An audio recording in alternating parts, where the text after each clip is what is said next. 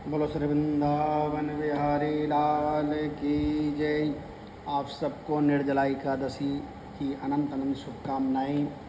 ज्येष्ठ शुक्ला सफला एकादशी। भीमसेन बोले, हे महाबुद्धि पितामहा, मेरी बात सुनो। युधिष्ठिर, कुंती, द्रौपदी, अर्जुन, नकुल, सहदेव ये एकादशी को कभी भोजन नहीं करते। भीमसेन महाराज कह रहे हैं, वह मुझसे नित्य कहा करते हैं कि हे भीमसेन, तुम एकादशी को भोजन मत किया करो। मैं उनसे कहता हूँ कि हे तात, मुझसे भूखा सही नहीं जाता। मैं दान करूँगा और विधि पूर्वक भोजन करूँगा, परंतु बिना उपवास किए एकादशी के व्रत का फल कैसे मिले।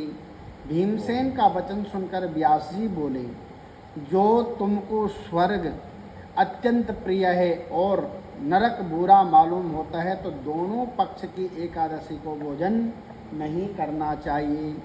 भीमसेन बोले, महाराज, एक बार भोजन करने से भी मुझसे नहीं रहा जाता, फिर उपवास कैसे रख सकता हूँ।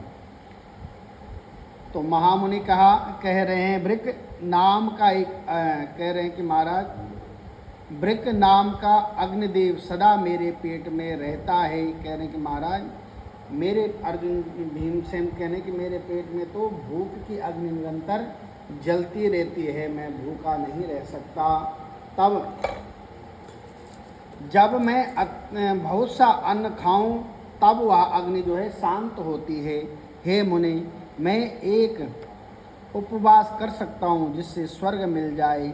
उस एक व्रत को मैं विधि पूर्वक करूँगा, इसलिए निश्चय करके वह व्रत बतलाइए जिससे मेरा कल्याण हो जाए।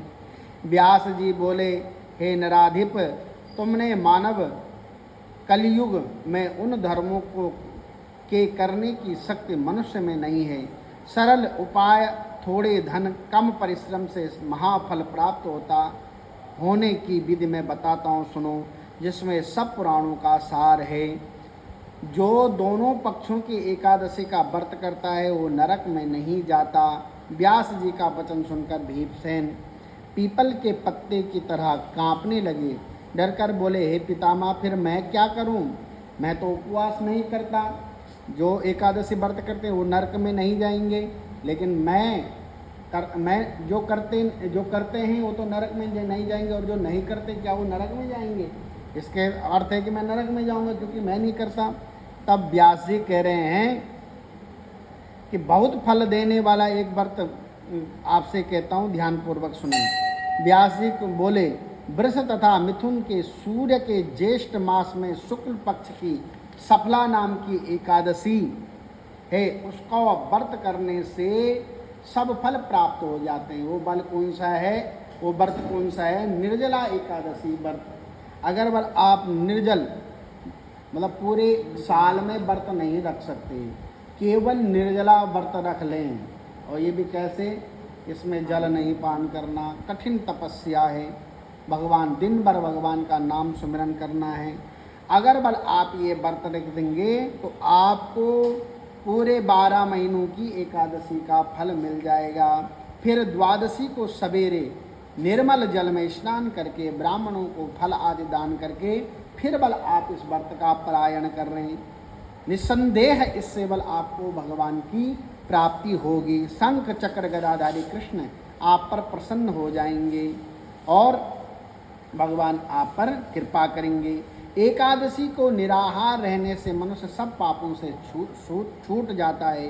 हे वायुपुत्र, बार बार विशेष क्या करें? ज्येष्ठ के शुक्ल पक्ष की एकादशी में जल भी वर्जित है। इसका व्रत करने से जो फल मिलता है उसे सुनो। सब तीर्थों से जो पुण्य होता है, सब दानों से जो फल मिलता है, वह केवल और केवल इस एकादशी व्रत करने मात्र से प्राप्त हो जाता है। उसी दिन से भीमसेन ने इस निर्जला एकादशी का व्रत किया, तभी से इसका नाम भीमसेन विख्यात हो गया। इस एकादशी का नाम क्या होगी? भीमसेन विख्यात हो गए। हे भूपाल, इस प्रकार सब पापों को दूर करने वाले तुम भी नित्य इस व्रत को किया करो, पूजा किया करो। देवेश, मैं आज आपको निर्जला व्रत करूँगा। दूसरे दिन भोजन करूंगा। इस मंत्र को पढ़कर सब पापों को दूर करने के लिए इंद्रियों को बस में करके श्रद्धा पूर्वक वाले इस व्रत को करें। हे केशव, भगवान को प्रसन्न करने के लिए आचमनी शिवाय एकादशमी के व्रत में दूसरा जल ग्रहण नहीं करना चाहिए। भगवान को प्रसन्न करने के लिए आचमन के सिवाय, अब देखो कई बार लोग आचमन ले लेते हैं तो उसमें सोचते हैं कि भूल हो गई, लेकिन ये कह रहे हैं कि आचमन हम ग्रहण कर सकते हैं। जैसे पूजा पाठ में बैठ रहे हैं, हाथ धुलने हैं, आचमन ग्रहण करना, जैसे पंडित जी कई बार आपको चरणामृत दे देते हैं, तो आचमन इसमें ग्रहण कर सकते हैं।